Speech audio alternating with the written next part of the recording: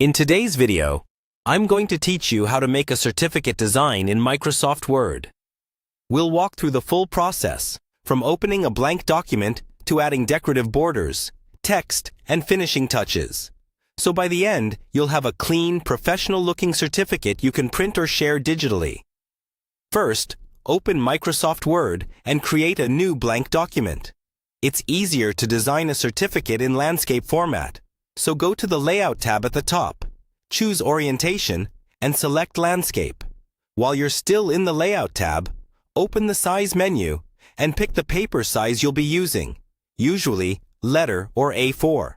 This makes sure your design will print correctly without cutting off the edges. Next, let's set up the margins so the design has enough breathing room. Still under Layout, click on Margins and choose either Narrow or Custom Margins. For a typical certificate, margins of about 1 inch on each side work well. This helps center your content and leaves space for any frame or border you want to add later. Now we'll create a border to frame the certificate. Go to the Design tab and click on Page Borders.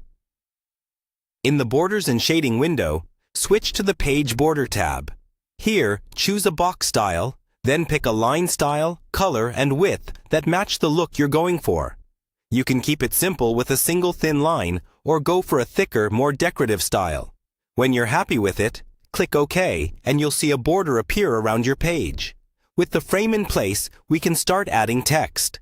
Click near the top center of the page and type something like Certificate of Achievement or Certificate of Completion, depending on your purpose.